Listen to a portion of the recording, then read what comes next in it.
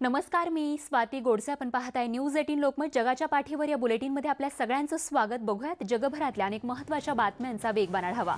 सुरुवातीला कोरोनाच्या आकडेवारी संदर्भातली महत्त्वाची बातमी. देशात गेल्या 24 तासांमध्ये 680 कोरोना बाधितांचा मृत्यू झाला असून नव्यानं 67,708 रुग्णांची नोंद झाली आणि त्यामुळे देशातील एकूण कोरोना बाधितांची संख्या ही 73,07,098 वर पोहोचली. केंद्रीय आरोग्य मंत्रालयानं ही माहिती दिली आहे. आरोग्य मंत्रालयाच्या माहितीनुसार देशात सध्या 8,12,390 कोरोनाचे ॲक्टिव्ह रुग्ण असून त्यांच्यावर रुग्णालयात उपचार सुरू आहेत. कोरोना व्हायरसच्या दुसऱ्या लशीला मंजुरी देण्यात आल्याचं रशियाचे राष्ट्राध्यक्ष व्लादिमीर पुतिन यांनी बुधवारी जाहीर केलं. नोव्होसिबिर्स्क वेक्टर सेंटरनं बुधवारी दुसऱ्या कोरोना लशीची नोंदणी केली असून ॲपिवा कोरोना असं या लशीचं नाव असल्याचं पुतिन यांनी यावेळी सांगितलं. तर 100 स्वयंसेवकांवरती पहिली चाचणी करण्यात आली असून ती यशस्वी ठरल्याचं देखील रशियन अधिकाऱ्यांनी सांगितलंय. इतकंच नाही तर कोरोना लशींच्या नोंदणीनंतर देशभरातील 40,000 नागरिकांवरती चाचणी करण्यात आली आहे. रशियामध्ये गेल्या 24 तासात 14,231 नव्या कोरोना बाधित रुग्णांची नोंद करण्यात आली आहे. तर देशातील कोरोना बाधितांची संख्या ही 13,40,409 वर पोहोचली आहे.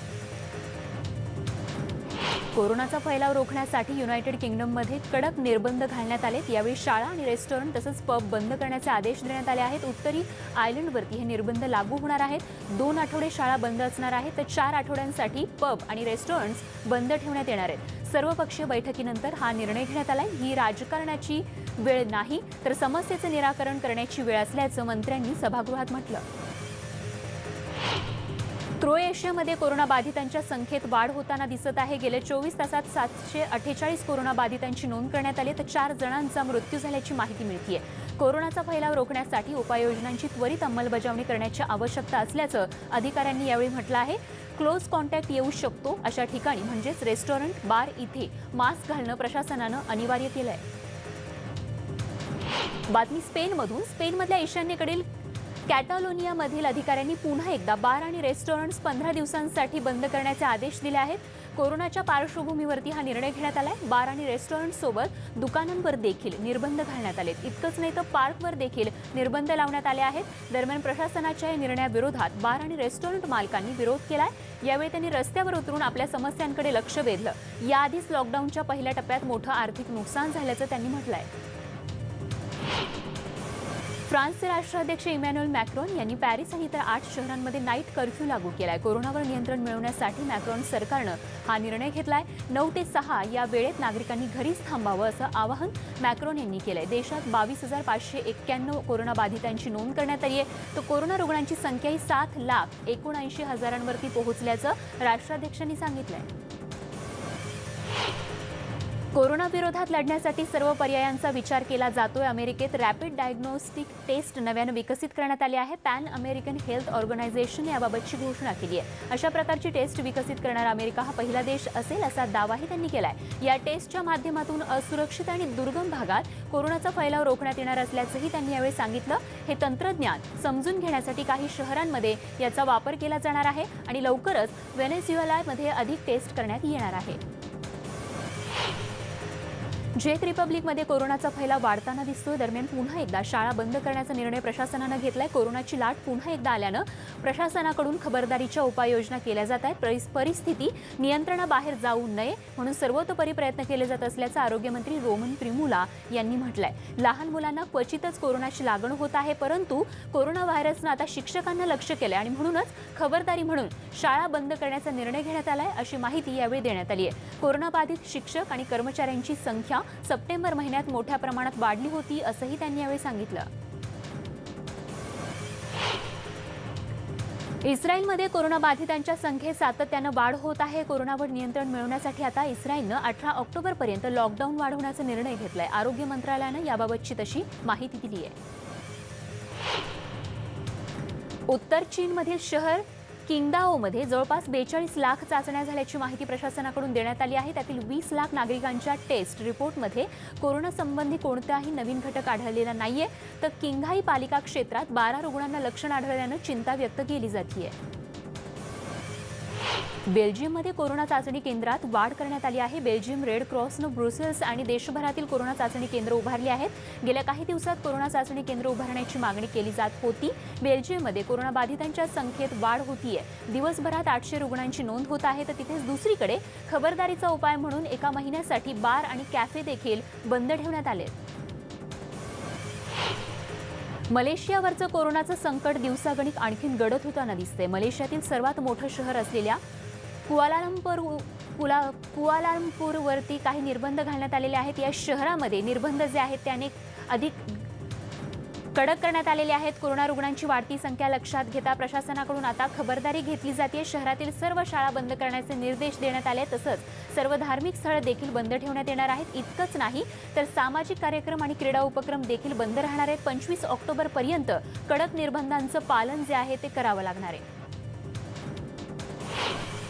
कोरोना काळातील निर्बंधांमुळे इंग्लंडमधील व्यापारी हैराण झालेत. लिव्हरपूलमधील व्यापाऱ्यांनी याबाबत तीव्र नाराजी व्यक्त केली. नवे नियम हे पब आणि जिमसाठीही विनाशकारी असल्याचं मत त्यांनी व्यक्त केलंय. व्यवसायात होत असलेल्या नुकसानीची भरपाई सरकारनं करावी अशी मागणीही पुढे येतेय. कोरोनाच्या संकट काळात माणसानं प्राण्यांना देखील मदतीचा हात दिलाय. पेरूमध्ये हे चित्र बघायला मिळतंय. पेरूमधील सर्वात मोठ्या घाऊक बाजारपेठेत व्यापाऱ्यांनी प्राणी संग्रहालयाला भाज्या आणि फळं दान करून मदत केली आहे. व्यापाऱ्यांनी तब्बल 10 टन भाज्या आणि फळं प्राणी संग्रहालयाला दिली आहेत. कोरोना काळात माणसांनाच नाही तर प्राण्यांना देखील जेवण मिळणं कठीण झालं होतं आणि या पार्कमध्ये हजारो प्राणी असल्यानं इथल्या प्राण्यांसाठी मोठ्या प्रमाणात खाद्याची आवश्यकता भासते. पर्यटकांचा आकर्षणाचा केंद्रबिंदू असलेल्या ब्लेचाले पार्कला देखील कोरोना काळात बंद ठेवण्यात आला आहे. दरम्यान दरवर्षी हजारो पर्यटकांचं स्वागत करणाऱ्या या संग्रहालयाला यंदा मात्र 2 मिलियन पाऊंडचं नुकसान झाल्याचा अंदाज वर्तवला जातोय. फेसबुकने या पार्कला मदतीचा हात पुढे केला. आर्थिक नुकसानीमधून बाहेर निघण्यासाठी म्हणून मदत केल्याचं यावेळी फेसबुकनं सांगितलंय. न्यूझीलंडमध्ये निवडणुकीचे वारे वाहत आहेत. प्रचाराच्या अखेरच्या टप्प्यात न्यूझीलंडच्या पंतप्रधान जॅकिंडा अर्डन यांनी जोरदार प्रचार केला. यावेळी त्यांना एखाद्या रॉकस्टार प्रमाणे शुभेच्छा देण्यात आल्या.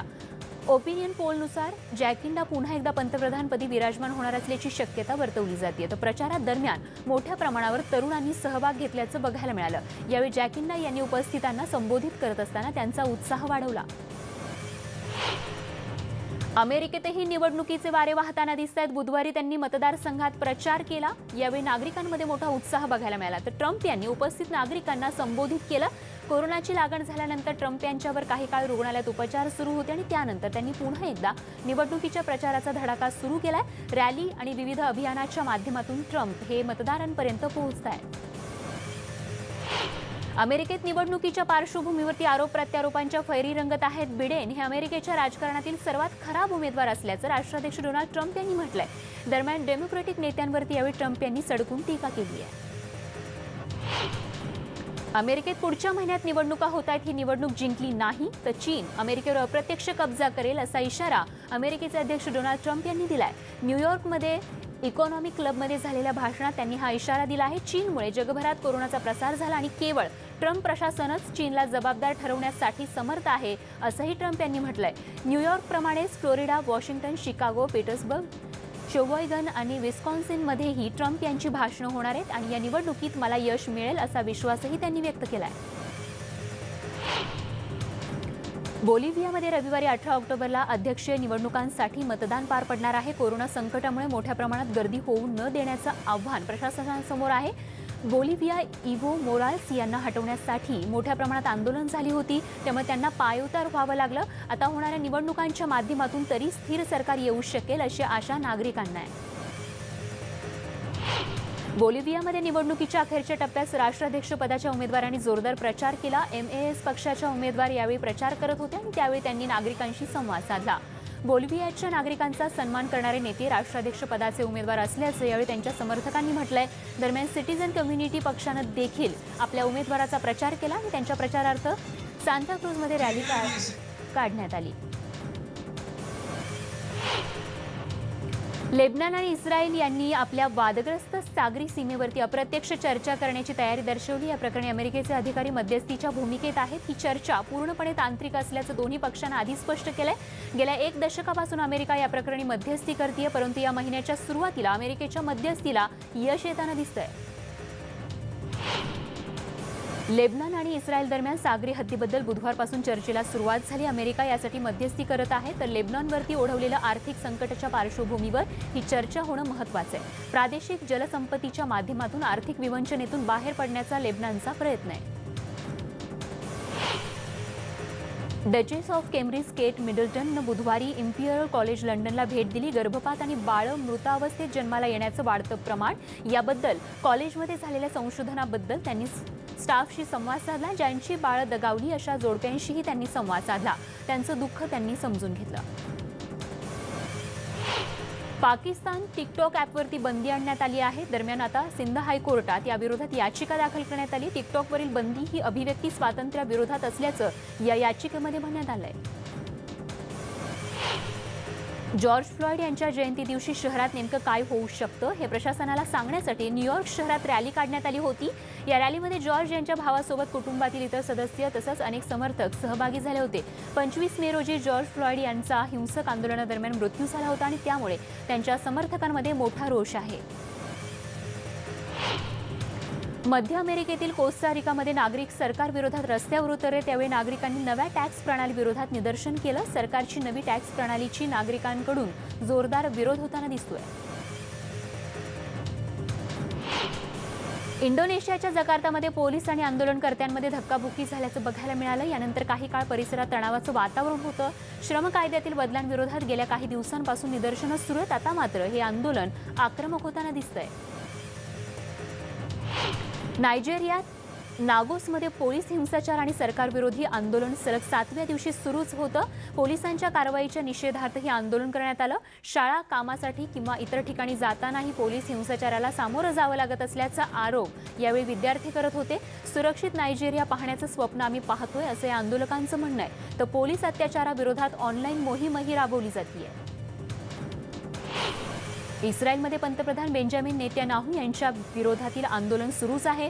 जर्मनीसोबत पाणबुड्यांसाठी केलेल्या $2 बिलियन करारात दरम्यान त्यांच्यावर भ्रष्टाचार केल्याचा आरोप आहे। आंदोलनामध्ये प्रतिकात्मक पाणबुड्यांचा वापरही करण्यात आला होता। युक्रेनियन विद्रोही सेनाच्या 78व्या वर्धापन दिनानिमित्त बुधवारी राजधानीत मार्चचं आयोजन करण्यात आलं होतं। यामध्ये जवळपास 5000 नागरिकांनी सहभाग घेतला होता। पारंपरिक मार्चला डिफेंडर्स डे असंही बोललं जातं। एका घोषवाक्याखाली हा मार्च काढला जातो। यावेळी उपस्थितांनी राष्ट्राध्यक्षांकडे काही मागण्याही केल्या। थायलंडमध्ये बुधवारी रात्री हजारो लोकशाही समर्थकांनी गव्हर्नमेंट हाऊसला घेराव घातला। यावेळी कडक पोलीस बंदोबस्त तैनात करण्यात आला होता। मोठ्या प्रमाणात आलेल्या आंदोलकांनी पोलीस बॅरिगेड्स सुद्धा या ठिकाणी पार केल्याचं बघायला मिळालं। पोलीस आणि आंदोलकांमध्ये धक्काबुक्की देखील झाली। यावेळी मोठी तणावपूर्ण परिस्थिती इथे निर्माण झाली होती। आंदोलकांनी यावेळी जोरदार घोषणाबाजी करत आपला रोष, संताप व्यक्त केला। थायलंडमधल्या बँकॉकमधील रॅलीत लोकशाही समर्थक आंदोलनकर्ते आणि थाई राजशाही समर्थकांमध्ये संघर्ष झाल्याचं बघायला मिळालं। यावेळी तुफान राडा झाला। प्लास्टिकच्या बॉटल्स फेकण्यात आल्या। पोलिसांनी मध्यस्थी करण्याचा प्रयत्न केला। दरम्यान काही काळ परिसरात तणावपूर्ण वातावरण होतं। यावेळी एक आंदोलनकर्ता जखमी झाल्याचंही बघायला मिळालं। गव्हर्नमेंट हाऊसकडे जाणाऱ्या आंदोलकांमुळे बँकॉकमध्ये तणावाची परिस्थिती बघायला मिळाली। रूथ बेडर गिन्सबर्ग यांच्या निधनानं रिक्त झालेल्या न्यायाधीशपदी एमी कोने बॅरेट यांचं नाव अध्यक्ष डोनाल्ड ट्रम्प यांनी सुचवलं आणि त्यांची या पदावर नियुक्तीची प्रक्रिया आता सुरू झाली आहे। या प्रक्रियेतल्या दुसऱ्या दिवशी अमेरिकेतील गर्भपात, बंदुकांचा परवाना या मुद्द्यांवरती चर्चा झाली। अमेरिकेच्या कायद्याचं पालन करणं हे माझं कर्तव्य आहे, माझ्यासाठी वेगळा कायदा नाही असंही त्यांनी यावेळी म्हटलंय। सुप्रीम कोर्टाचं राजकीयकरण केलं जाऊ नये असं मत सुप्रीम कोर्टाचे नॉमिनी एमी कोनी बॅरेट यांनी म्हटलंय। अमेरिकेत सध्या निवडणुकीचे वारं वाहत आहेत आणि 2020च्या निवडणुकीमधील संभाव्य वादांना घेऊन कोणताही निर्णय घेण्यासाठी स्वतःला पुनर्विचार करण्यास प्रतिबंध करू शकत नाही असंही त्यांनी म्हटलंय। पुढच्या महिन्यात कोर्टामधील आव्हानासमोर सुप्रीम कोर्टाच्या नवनियुक्त न्यायाधीश एमी कोनी बॅरेट हे कशा पद्धतीने सामोरे जातील याबाबत रिपब्लिकन आणि डेमोक्रॅटिक सिनेटर्स यांनी वेगवेगळी मतं नोंदवली आहेत। कोर्टात पुढच्या महिन्यात अफोर्डेबल केअर ॲक्टचं आव्हान असणार आहे। न्यायाधीश एमी कोनी बॅरेट यांच्या नियुक्तीमुळे अमेरिकेत मोठा वाद निर्माण झाला आहे। ॲमी कोनी बॅरेट हे अद्भुत काम करत असल्याचं सिनेट न्याय व्यवस्थेचे अध्यक्ष लिंडसे ग्रॅहम यांनी म्हटलंय. ते माध्यमांशी बोलत होते. ॲमी कोनी बॅरेट यांच्या नियुक्तीमुळे अमेरिकेत मोठा वाद उद्भवलाय आणि त्यांच्या नियुक्तीविरोधात नागरिकही रस्त्यावर उतरल्याचं बघायला मिळालं. ऐन निवडणुकीच्या तोंडावर त्यांची नियुक्ती करण्यात आल्यानं हा वाद निर्माण झाल्याचं सांगण्यात येत आहे. जगावर आर्थिक मंदीचं सावट आहे. कोरोनामुळे जगावर आर्थिक मंदी आल्याचं वर्ल्ड बँकेच्या अध्यक्षांनी म्हटलंय. कोरोना संकटामुळे विकसनशील देशांना मोठा फटका बसलाय. संपूर्ण जग पुन्हा एकदा आर्थिक मंदीचा सामना करत असल्याचंही तज्ज्ञांनी म्हटलंय. अर्थमंत्री तारा ॲसो यांनी bank of Japan governor Haruhiko Kuroda यांच्यासोबत संयुक्त बैठक घेतली. G7 अर्थमंत्री आणि केंद्रीय बँक गव्हर्नर यांच्या बैठकीनंतर तारो ॲसो हे संयुक्त बैठकीत सहभागी झाले होते. दरम्यान डिजिटल चलन सेवेला सुरुवात करणार नसल्याचं त्यांनी यावेळी स्पष्ट केलं. गेल्या वर्षी जपानमध्ये आयोजित केलेल्या ओस्का G20 परिषदेत आम्ही डिजिटल पेमेंटला प्राधान्य दिलं होतं, परंतु संभाव्य धोका पाहता ही सेवा तुर्तास सुरू करणार नसल्याचं ॲसो यांनी यावेळी म्हटलंय. रेडक्रॉसच्या आंतरराष्ट्रीय समितीनं मंगळवारी अर्मेनिया आणि अझरबैजान यांना नागोरोना काराबाखमधल्या संघर्षात मृत्यू झालेल्या नागरिकांच्या मृतदेहांचं हस्तांतरण करण्यासाठी निर्देश दिले आहेत. तसंच अटकेत असलेल्या नागरिकांची सुटका करण्याची प्रक्रिया देखील त्वरित संपवण्यास सांगितलं आहे. युनायटेड नेशन्समधल्या जिनिव्हा इथे पत्रकार परिषद पार पडली त्यावेळी ते बोलत होते. दक्षिण पूर्वमध्ये टेक्सास इथल्या ह्यूस्टन अपार्टमेंट कॉम्प्लेक्सला भीषण आग लागली. यावेळी अग्निशमन दलाच्या जवानांनी या आगीवर नियंत्रण मिळवण्यासाठी शर्थीचे प्रयत्न केले.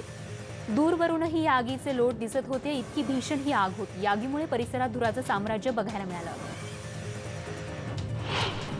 दक्षिण कंबोडियामध्ये दमदार पावसानं हजेरी लावली आहे. त्यामुळे अनेक ठिकाणी पूर आल्याचं देखील बघायला मिळालं. यामध्ये 11 जणांचा मृत्यू झाल्याचं कळतंय. दरम्यान जवळपास 10,000 नागरिकांना सुरक्षित स्थळी पोहोचवण्यात आलंय. पेरू पुन्हा एकदा पर्यटकांसाठी खुलं करण्यात आलं. यावेळी 26 वर्षीय जॅसी कातायमा हा तरुण पेरूमधल्या माचू पिचूमधल्या लॉकडाऊन नंतरचा पहिला पर्यटक ठरलाय. तब्बल 7 महिन्यानंतर माचू पिचूमध्ये जाण्यासाठी परवानगी देण्यात आली आहे. कोरोना व्हायरसच्या प्रादुर्भावामुळे कातायमा हा पेरूमध्ये अडकून पडला होता. माचू पिचू पाहण्यासाठी 15 मार्च रोजी तिकीट खरेदी केलं होतं, परंतु त्यानंतर लॉकडाऊनमुळे प्रवेश नाकारण्यात आला. दरम्यान प्रवेश मिळेपर्यंत कातायमा हा तिथेच राहिल्याचं इथल्या अधिकाऱ्यांनी सांगितलंय. दिग्दर्शक जस्टिन बाल्डोनी यांचा क्लाउड्स हा सिनेमा सत्य घटनेवर आधारित आहे. हाडांचा कॅन्सर झाल्यानं एका गायकाचा 2013 साली 18व्या वर्षीच मृत्यू झाला. शेवटच्या एका वर्षात त्यानं आपल्या कुटुंब आणि मित्रपरिवारासाठी गाणी लिहिली होती. यूट्यूबवर या अल्बमला मोठी पसंती मिळाली होती आणि त्याचीच कहाणी मांडण्याचा प्रयत्न या सिनेमामधून करण्यात आला आहे. टॉम ग्रेंटचा दुसऱ्या अल्बमचा रिलीज कोरोनामुळे रखडलं होतं. 2018च्या लाइटिंग मॅचेस या पुढचा अल्बम त्याचा आहे आणि मार्च 2021 मध्ये हा अल्बम रिलीज होणार आहे.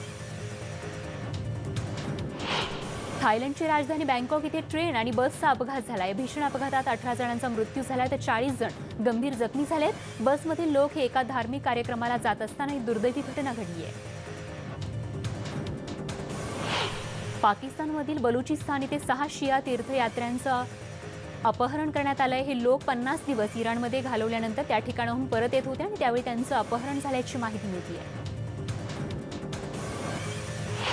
दक्षिण कोरियानं उत्तर कोरियाच्या नव्या मिसाईलवरती चिंता व्यक्त केली. यासोबतच किम जोंग उन यांनी हत्यारं कमी करण्याच्या नियमांचं पालन करण्याची अपीलही केलंय. अर्मेनिया आणि अझरबैजानने पुन्हा एकदा एकमेकांवरती आरोप लावलेत. पण यापूर्वी हे दोन्ही देशांनी युद्ध रोखण्याच्या निर्णयावरती संमती दाखवली होती. पण त्यानंतर आता दोन्ही देशांनी एकमेकांवरती आरोप लगावलेत. पण अजूनही या ठिकाणी काही भागात हल्ले होत असल्याचं सांगण्यात येत आहे. रशियामध्ये झालेल्या गोळीबारात 3घांचा मृत्यू झाला तर 3 जण जखमी झालेत. रशियाच्या तपास अधिकाऱ्यांनी दिलेल्या माहितीनुसार 3 पुरुषांचा मृत्यू झाला तर 3 जखमी महिलांवरती सध्या उपचार सुरू आहेत. संशयित हल्लेखोराचा पोलीस तपास घेत आहेत. मॉस्कोपासून 400 किलोमीटरच्या अंतरावरती असलेल्या परिसरात ही घटना घडली. गोळीबाराचं कारण समजू शकलेलं नाहीये, पण हा दहशतवादी हल्ला नसल्याचं पोलिसांनी स्पष्ट केलंय.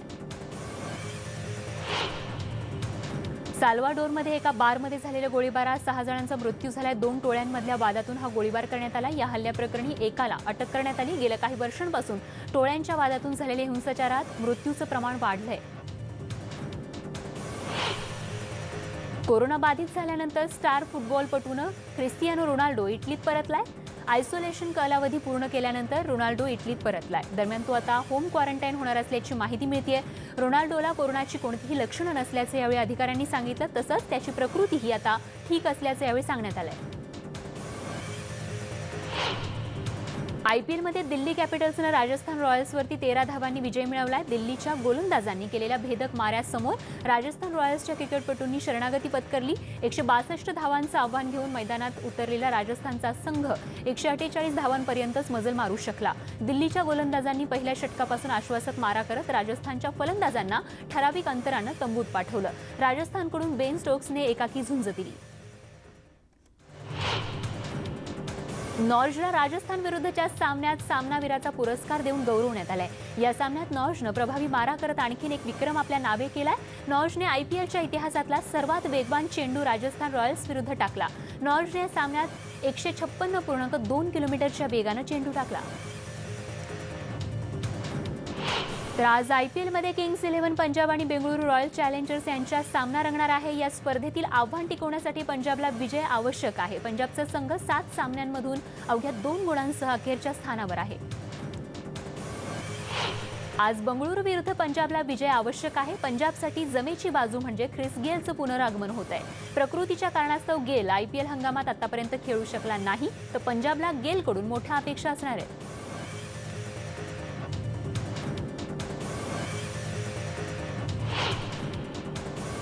आणि जगभरातल्या महत्त्वाच्या बातम्यांसह जगाच्या पाठीवर या बुलेटिनमध्ये वेळ झाली तेच थांबण्याची। ताज्या अपडेट्ससह लगेच परत येतोय। बघत रहा न्यूज 18 लोकमत।